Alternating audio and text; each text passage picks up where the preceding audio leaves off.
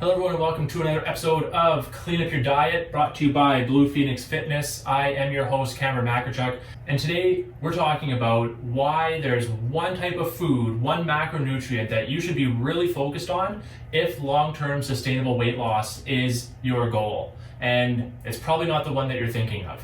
There's been a lot of back and forth debate over the years of should you be low carb in your diet? Should you be low fat in your diet? Should you eat lots of carbs and not worry about it? Or should you never eat carbs again? Or should you never eat fat again? Is having a nice piece of red steak going to give you a heart attack and be worse for you than smoking? Back and forth, back and forth, back and forth. Debate, debate, debate. Over and over again. For decades this has been going on. But you know what? I've got a little secret for you. If weight loss is your goal, there's one thing that research continues to prove over and over and over and over again, and that is this. If weight loss is your goal, and your calories are consistent, and your protein is consistent, then your weight loss over time is going to be pretty much the same, regardless of whether you eat low carb or low fat. So what's the one most important macronutrient or food group that you should be eating if long-term sustainable weight loss is your goal? Protein. And there's 3 reasons for that, and that's what we're going to talk about in this video. Why is protein so important for long-term sustainable weight loss? Well, there's 3 reasons right here. Number 1 is muscle synthesis. Okay, so what is muscle synthesis? Muscle synthesis is basically your body building more muscle. So when you go and you lift weights and you're getting stronger in the gym, your body is going to rebuild more muscle and bigger muscle tissue. So that's muscle synthesis, the building and repair of muscle tissue. Now, why is that important for weight loss? Someone who has a higher percentage of lean muscle tissue on their body is going to have a higher metabolic rate than someone who has less muscle tissue, even if they're the same weight. Let's say you have 2 people. Both of them are 180 pounds. One of them is 180 pounds, but they have 10% body fat. Okay, so 10% of their body weight is fat and 90% is everything else. So they have a higher percentage of lean muscle tissue on their body. The other person, 180 pounds, but they're 25% body fat.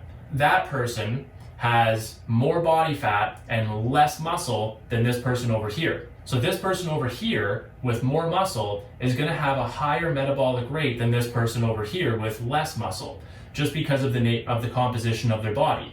Now there's a lot of other things that go into metabolic rate and what could also be elevating that or decreasing that, but in very simplistic terms for just this discussion, the amount of muscle is going to raise your metabolism in your body more. So that's going to make it a lot easier to keep the weight off once you lose it. What helps with muscle synthesis is protein. So in order to build new muscle tissue, you need adequate amounts of protein in your diet to allow that to happen.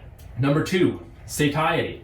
Satiety, that's just a fancy word for saying that you feel satisfied and you feel full for longer after you eat a meal. So basically when we eat a meal, there's 3 macronutrients that our foods are composed of. You've got protein, you've got carbohydrates, and you've got fats. Now protein has the highest satiating effect of those 3 macronutrients. So what does that mean? Well, it means that if you have a steak, for instance, you're going to feel a lot more satisfied and a lot more full for longer than if you ate the same amount of calories, the same volume, in something like a bag of potato chips or something. Or even keeping it whole food, having a steak and say something like a baked potato or something like that. 2 whole foods, but you're gonna have a lot more of a satiating effect from the steak, okay? So you're gonna feel full for longer, feel satisfied for longer. So why is that important? Well, that's important because if you feel full and satisfied after your meals, then you're gonna be a lot less likely to overeat on something else later, right? If you're feeling full and satisfied and you're feeling good about your meals and you're not hungry, you're less likely to eat more later. Okay, so that's an important thing, and protein has the highest effect of that. Number 3, so what does TEF stand for? TEF is thermic effect of food. Thermic effect of food. Okay, so we're getting kind of sciencey here in the thermodynamics. So thermic effect of food. What does that mean? Well, that means how many calories it takes, how much energy it takes to digest the food that you're eating. Well, again, like I said, we have those 3 macronutrients, the main components of our food: protein, carbohydrates, and fats. When we eat the food, our body has to digest it and break it down so to use it in various physiological functions. Protein has the highest thermic effect of food by far. It's not even close.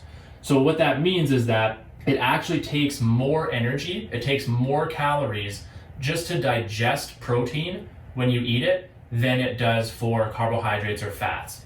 And it's not even close. The thermic effect of food for protein is upwards of 30%. So 30% of the calories that you're taking in from protein are used just to digest that same protein.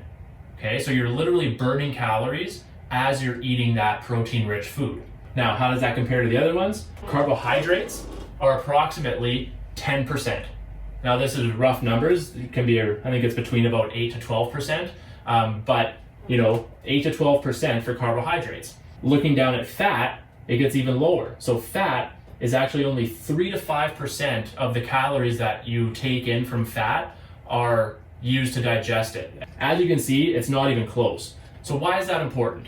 Well, if we eat 100 grams of chicken breast, okay, so 100 grams of chicken breast, let's just say, for instance, these numbers aren't going to be right, but let's just say that has 30 calories worth of protein. 30 calories worth of protein.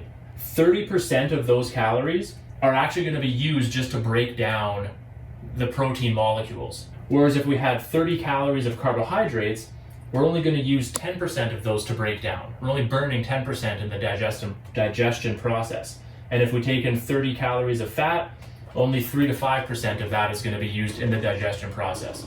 It makes a big difference. When you look at that over the course of 3 meals a day, 7 days a week, 52 weeks in a year, that difference in thermic effect can make a big difference in how many calories your body is burning on a regular basis.